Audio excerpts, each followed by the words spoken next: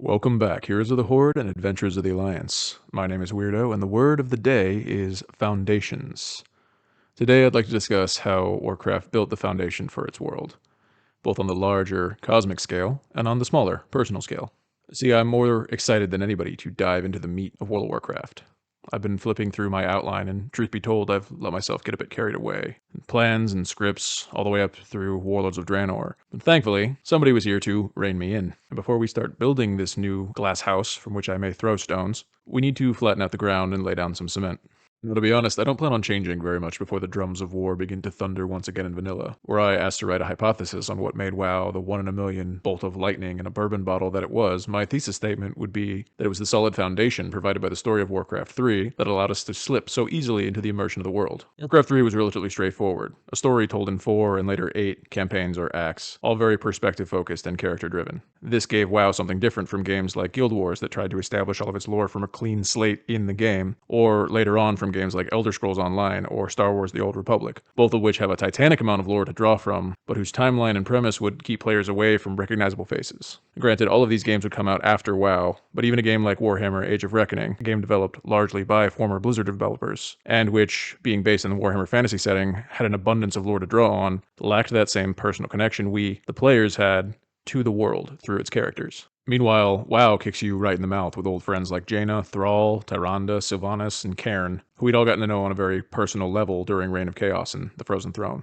This let us start with preformed attachments to the world around us, and they wasted no time establishing even more. The Kingdom of Stormwind, which we hadn't seen since the days of Warcraft 1, was rebuilt and now thriving as the hub of humanity. Our king was a 10-year-old boy, but he had Bolvar the Chad Fordragon standing next to him, and a scary, sexy enchantress in a low-cut dress. Myrddin was gone, as far as we knew, but his big brother King Magni sat upon the throne, wielding two Warhammers, and was an overall presiding badass. Plus, we had our unlimited subscription to his little brother's travel blog. Sylvanas had been busy since we'd seen her, and had converted the sewers of Lordaeron into a tricked-out gothic punk waste hub of headbanging metalhead zombies. Malfurion was also missing, replaced by Fandral Staghelm, who had tried to grow a new world tree, failed, but created a new capital, where he now butted heads with Tyrande, which means even if we didn't know him, we had a compelling reason to dislike him. Cairn had settled quite comfortably into old age in the beautiful green fields of Mulgore, and not least of all, Durotar, the nation we helped Rexxar and Thrall found, waited for us, alive and well, with the familiar faces like Vol'jin and even some new faces. Incidentally, I don't know who this Sarfang guy is, but he seems pretty cool. Bring all of this up to say, we've got to keep rule number 3 in mind. None of this is broken, so I'm not going to change it. However, there's a second side of this coin. Warcraft 3 created the strong foundation and the connection, but WoW's other main strength was that it was never afraid to expand said connection. In many instances, this led to compelling additions to the lore, which would help WoW carve out its identity, even if they weren't always well received in the moment. One such example of this expansion, and the main subject of the first half of today's video, is what will become to be known as the Warcraft Cosmology. Now, behold the Cosmology chart, a concept I both love and hate, much like the music written by AJR. First introduced to us in the initial volume of Warcraft Chronicle, it is speculated to have been created around the time of Mists of Pandaria, but would become relevant later in the Legion era.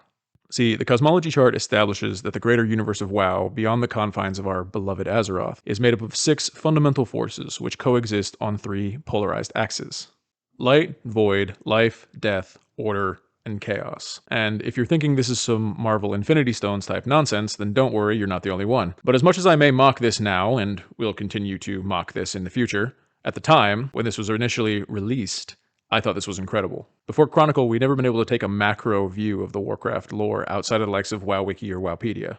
It establishes a matrix of magical forces in the Warcraft universe. At the top, we have the light, characterized by the powers associated with the holy light, like the Naru, or characters like paladins. This is the sort of divine energy that we associate with the Church in World of Warcraft. It's considered to be overall benevolent, but in recent times has been shown to be somewhat authoritarian and inflexible.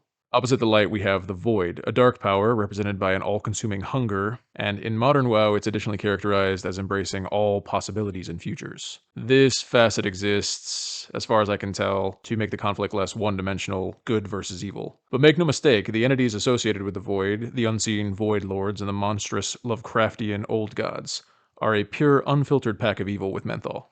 This is/was considered the central axis, and their clashing is what caused Warcraft's Big Bang, spawning the other powers as well as reality as we know it. This idea of a primary axis has been walked back in recent Shadowlandy times, but more on this later. Aside from our big two, we also have the domain of life, which is strongly associated with nature magic, practiced by the likes of druids and embodied by the ancients, which we now call the wild gods or Loa. Think all things leafy green and pine fresh. Opposing life, naturally, is death, a cold, entropic force that is associated with necromancers, the undead, and ultimately the Shadowlands. And yes, I know what you're thinking. Death is considered to be more malignant in this relationship, even though the characters associated with it have been doing the brunt of the marketing for Warcraft for a long time now. Finally, we have the spheres of order and chaos. Chaos is associated with fel magics, practiced by warlocks and represented by demons, monstrously evil creatures who banded together under a common cause to purge the cosmos of all life, corrupt and consume all worlds, and above all else, twirl mustaches and do dastardly villain things. The demons of the Burning Legion actually held the spotlight of Warcraft's ultimate big bad endgame for the franchise's entire lifespan until the formal introduction of the Void Lords in Chronicle. Names like Kil'jaeden, Archimonde, Manaroth, and Mal'Ganis used to be synonymous with Warcraft's representation of hell. That was before they got given spaceships.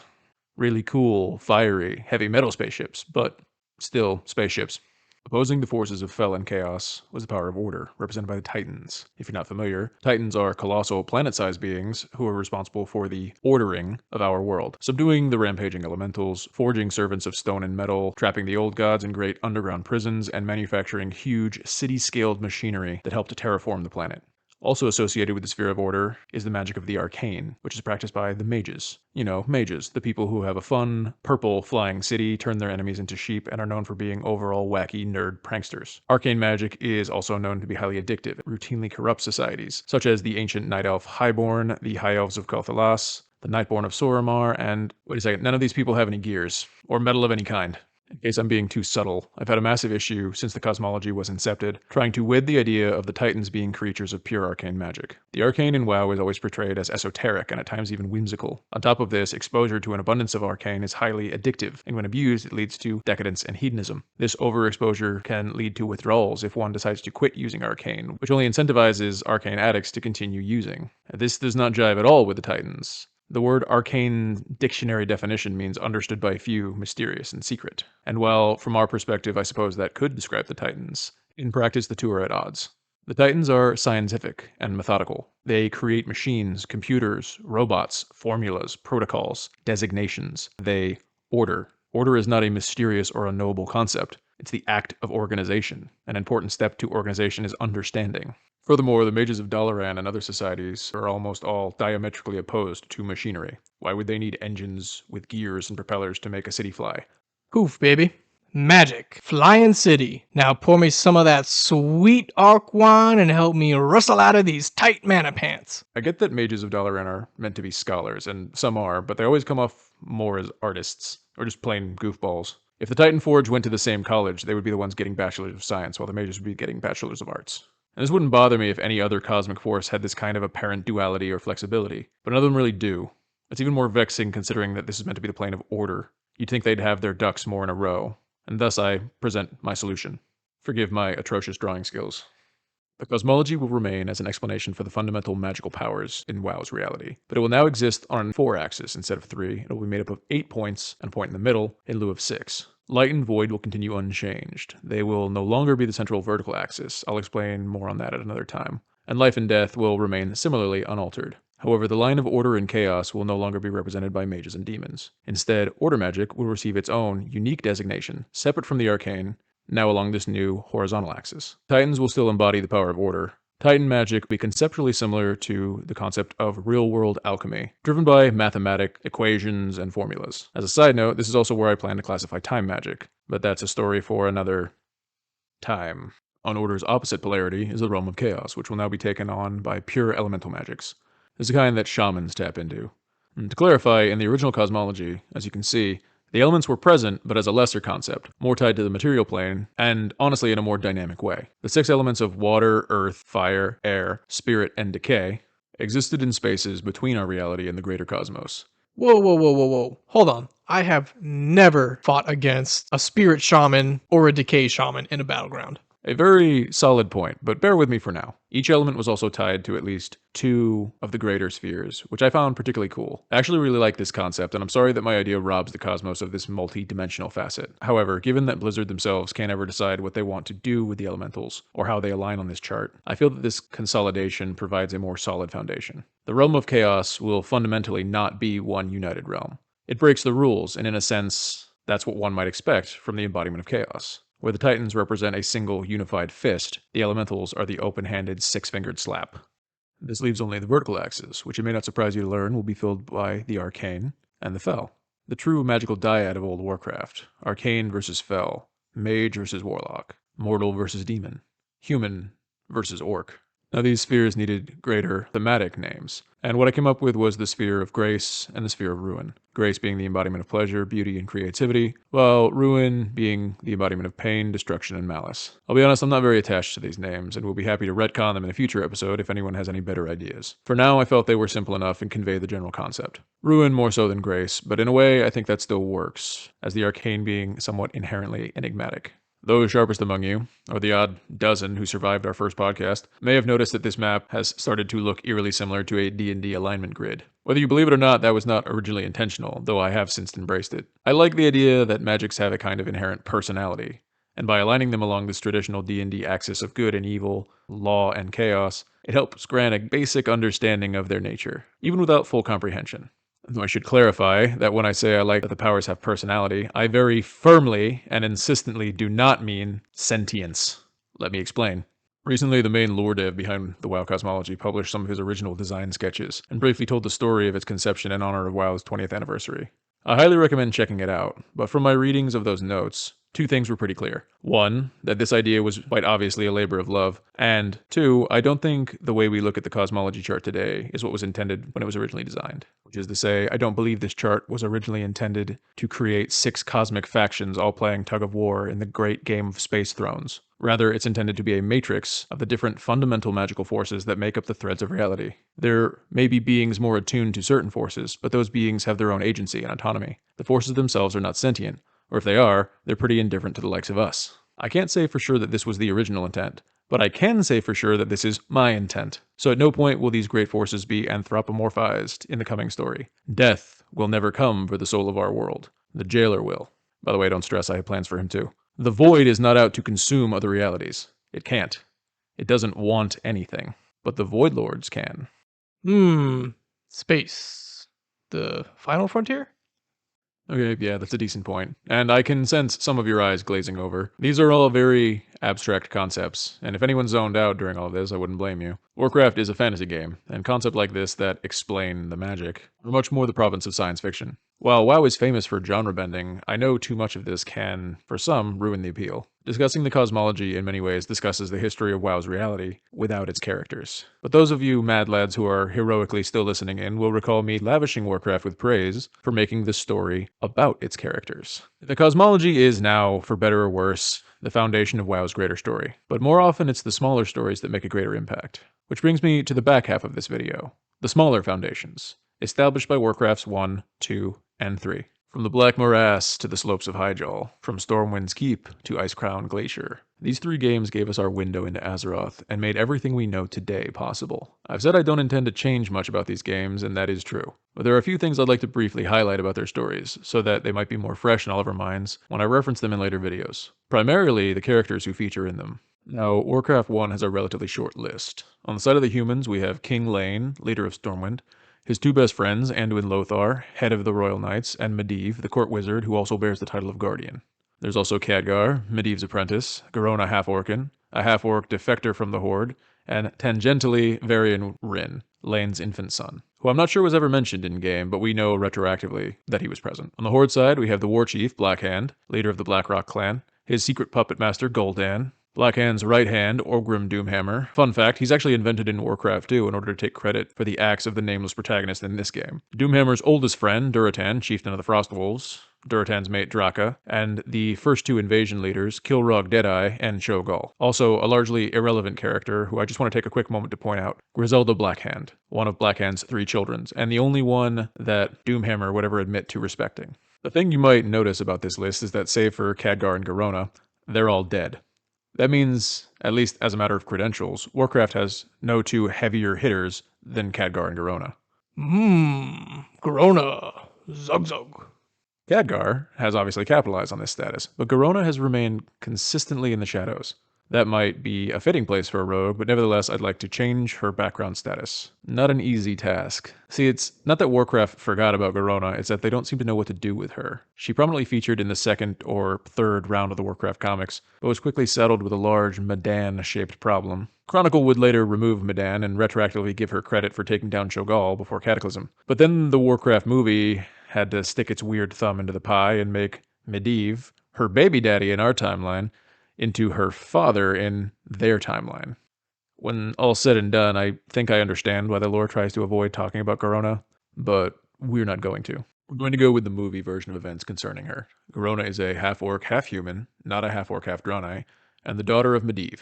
However, that's about the only thing I'm going to be keeping from that canon. Orgrim Doomhammer will still be the one to kill Blackhand and Mak'gora, not Anduin Lothar. Lothar will not be a young, sexy Viking, but the grizzled, balding old man you'd expect. Ogrim will be a Blackrock, not a Frostwolf, and he's also not a total idiot. Oh, and as for Garona's assassination of King Lane, whether it was a heroic sacrifice on Lane's part or Garona being mind-controlled by the Shadow Council, I'd actually like to leave that ambiguous. In the news story, no one knows what happened between Lane and Garona.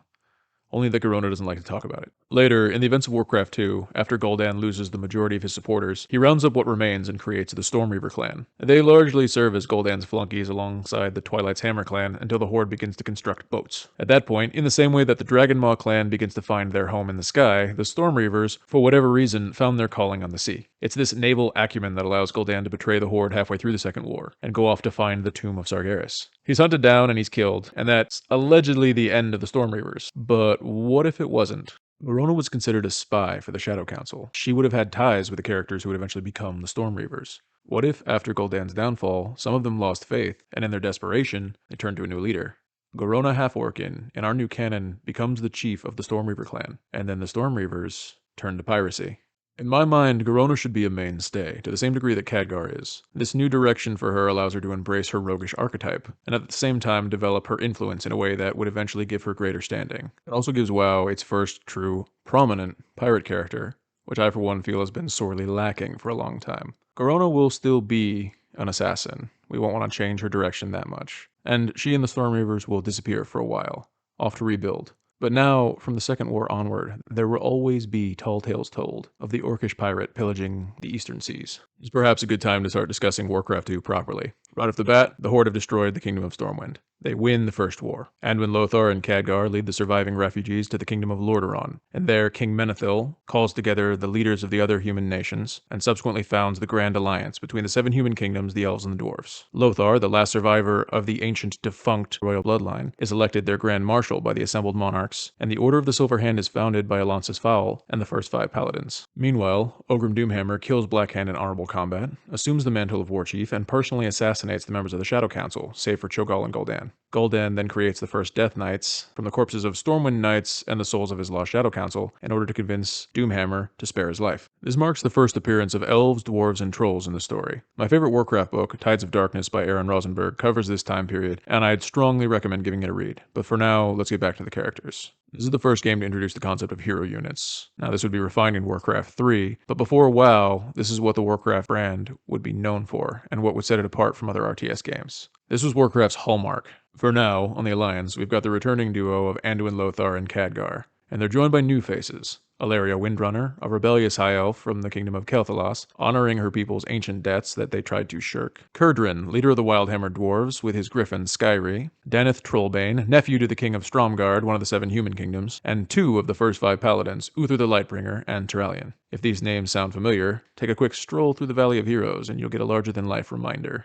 On the Horde side, we finally get to meet the legendary Grom Hellscream, along with Kargath Bladefist, 2 prominent clan chieftains. Gul'dan is still up to mischief, and he's served by the likes of the Stormreavers for now, Cho'Gall, the 2-headed ogre Magi, and Terran Gorfin, the first ever Death Knight. There's actually another 2-headed ogre in this game named Dentarg, just about the only throwaway character Warcraft 2 has to offer. Not a lot to say about him at the moment, but if you don't mind, I'd like you to remember his name. Finally, we have Zul'jin, leader of the Amani Trolls, who brings his people into the Horde to help fight his ancient enemy, the High Elves. Oh, and also Deathwing. Yeah, Deathwing was a hero unit in this game. That one is hard to explain. This is the point where Warcraft really starts to expand its lore and world. The Alliance and the Horde start to gain the identities we know them for today, and the characters take us through the Second War, and back through the Dark Portal, into the events that would ultimately lead to the destruction of Draenor, as the Orcs knew it, and the creation of Outland as we know it. There are other important characters during this time, like Rend and Maim Blackhand, two sons of the former war chief, Zulahed the Whacked, leader of the Dragonmaw clan that torments Alexstrasza, or any of the kings of the human nations like Thoris Trollbane, Dalen Proudmoore, Taranis Menethil, and Gen Greymane, who all appear for the first time at this point in history. But I wanted to highlight the hero unit characters specifically. These playable heroes would form the foundation of what would eventually make Warcraft what it is, a story of heroes, larger than life. They're what I like to call keystone characters, and I want to highlight them because they form a core tenet of my philosophy for our rewritten lore. On top of that, around this time, in the lore at least, several important books take place that introduce a number of vital characters, such as Crassus or Ronan, who would go on to feature in things like Day of the Dragon and War of the Ancients. Or even big-time names like Tyrion Fordring and Eitrig, who I suspect need no introduction. The narrative leads in these novels can often function in the same capacity as the hero units, since we're granted the same insight into their world through the windows of their mind. Now, I'd like to make a promise that by the end of this series, every last one of these keystone characters will have served a role in the greater World of Warcraft story.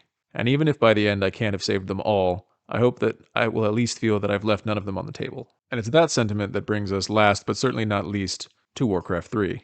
The Reign of Chaos, and then eventually to the Frozen Throne. It's not lost on me that removing the demons from their Chaos alignment makes this title slightly less impactful, but I'm really not going to lose sleep over that. This is the game that made WoW what it was. It was the big brother that crawled so that the little brother could walk. It created the atmosphere, the tone, the setting, and oh boy, did it create the characters. Characters with such personality that you'll happily fall in love with them and follow keenly behind while they commit truly heinous actions and war crimes. It also dared to step outside the two-faction system of the previous games and expand into a whopping 4. The Horde and the Alliance are here, sort of. The Horde has more of an opportunity to shine, but the Alliance really takes a backseat in this round. More importantly, they're joined by the Night Elves, a sort of compromise between Wood and Dark Elves that the team put together because they initially didn't want to have an Elven campaign. And finally, the Undead, helmed at first by the fallen heroes of the human campaign, until they too are betrayed by the consequences of their own cruelty, twisting the concept of perspective in a narrative not once but twice. Here's where we arrive at the true concept of a keystone character. It's the first time we meet young Thrall, who, before he would go all green Jesus and then immediately go gray and full of sadness, rebuilt the Horde and returned the orcs to their shamanistic roots. We also meet Jaina Proudmoore, who, before she went banana nut muffins crazy and started dyeing her hair, was a young, beautiful enchantress, equally comfortable with a book or on the field of battle, and who unintentionally stole the hearts of every thirsty moron she happened to walk past. She's largely a background character in this game, but it's worth mentioning that at the time, we, the players, assumed that she was the de facto leader of the Alliance. There's also Tyrande and Malfurion, who represent the duality of the Night Elves. Their initial concept had their society big on gendered roles, though flipped from the ones we knew in our world. Women were the warriors and the hunters, while the men lived in caves and tended the garden. I almost moved on from these characters, but while editing the script, I wanted to give them a shout out for maybe being WoW's only good love story. It's gone sour lately since Malfurion keeps getting damseled, but yeah, I like them as a couple, and I enjoy seeing the rare moments where they get to be happy with one another. Anyway, where was I? Oh yeah, the Undead gave us really iconic characters that the franchise is known for, like Kel'Thuzad, the sardonic necromancer, and eventually Lich. Anubarak, king of the spiders, trying to hide the fact that he's actually a scarab beetle. I see you, Bugman. And the once beloved, now controversial, how poetic, Sylvanas Windrunner, an elven general raised as a banshee. True to its name, there are also many great characters who don't make it out of this game alive. Returning faces like Uther the Lightbringer and Grom Hellscream both make an appearance, and neither live to tell the tale. This is also the case for Muradin Bronzebeard, the true Sarfang of the Alliance, and I will die on this hill. Unlike Muradin, who will get retconned back to life and then leave his hill.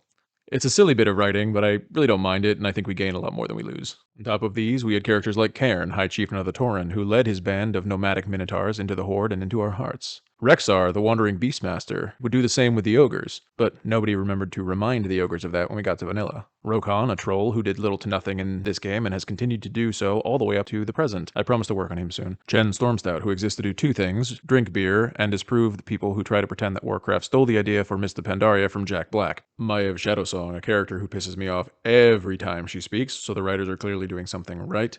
And Kael'thas, the prince of the fallen kingdom of the High Elves, desperately trying to save his people and unable to catch a break as the Alliance turn their back on him, forcing him to ally with monsters like Lady Vash from the depths of the ocean, or Akama from the shattered world of Outland. However, none of these characters, excellent though they may be, hold a candle to the two breakout stars, Prince Arthas Menethil, the Death Knight, and Illidan Stormrage, the Demon Hunter. The fallen paladin leading the undead, the twisted night elf consumed by demonic magics. Their pinnacle duel by the end of the game is the stuff of legends, and it lives rent-free in my head alongside the duel between Doomhammer and Lothar. Guys, I have to be honest, I have really nothing to change about this game or its story. If anything, I would make it longer. I would add even more on top of it. The High Elves of the Alliance get expanded and gives us the concept of the Blood Elves, but what about the Dwarves? Could you imagine a Dwarven campaign helmed by someone like Bran Bronzebeard, introducing us to the concept of the Titans and giving the Dwarves the depth that they so desperately need? What about a Troll campaign led by Rokan, exploring the dynamics between the different tribes and the looming threat of the Zandalari, Azeroth's first mortal empire, or even a dragon campaign, led by a character like Crassus or maybe Kalik, perhaps centering around the events that would free Alexstrasza after the Second War. You'd have to squiff the timeline a little bit there, but you could even have this lead into the War of the Ancients and have Crassus accompanied by Ronan and Broxigar. They could all be hero units. Wait a second, this actually sounds pretty good. Hargan, give me a pen. Hargan Smash? No, Hargan, a pen. A pen. No, wait! But those are ideas for another time. Maybe even another video. For this video, we're discussing foundations, large and small. And I think we've reached the end. This series is a story of World of Warcraft, retold. But before we could tell it, we had to talk about what made everyone want to hear that story. From the moment Arthas left Illidan bleeding in the snow as he climbed the spiraling pillar of Icecrown, to sit upon the frozen throne, while the camera panned out, all anyone could think of was what could possibly happen next. And my god, what a ride it would take us on.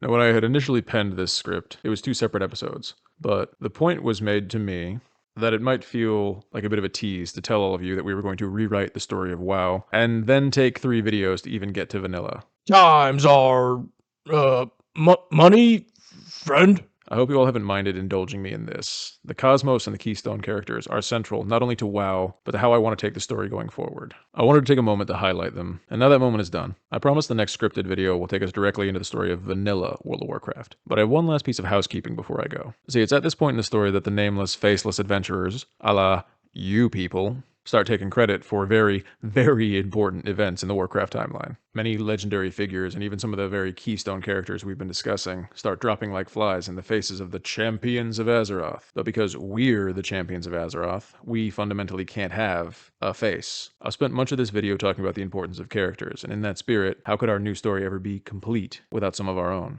Which is why, starting in the next chapter, I'll be introducing you to heroes who will be taking our place in the story. New names to put to new faces. But don't worry, none of them are named Weirdo or Hargan. This is my way to avoid the Chronicle method of conveniently forgetting the names of critical characters who did things like take down Deathwing or personally depower the Sword of Sargeras. But if any of you are feeling apprehension, I've also crafted them in a way that will allow you to keep your characters present and invested in the story, and allow them to partake alongside these new faces. Hopefully, you'll be able to picture yourselves adventuring beside them. Very literally, in fact, because I won't be making enough characters to fill out a raid party. I want a cohesive narrative, but I don't want to remove any of you from the story. After all, World of Warcraft hasn't meant so much to us because we've gotten to watch it or read about it. It means what it does to us because we've gotten to live it. And so to that end, I'm looking forward to living through it, even just one more time with all of you. I hope we'll see you soon. Hargan, do you want to sign us off? Hargan Smash. Oh no.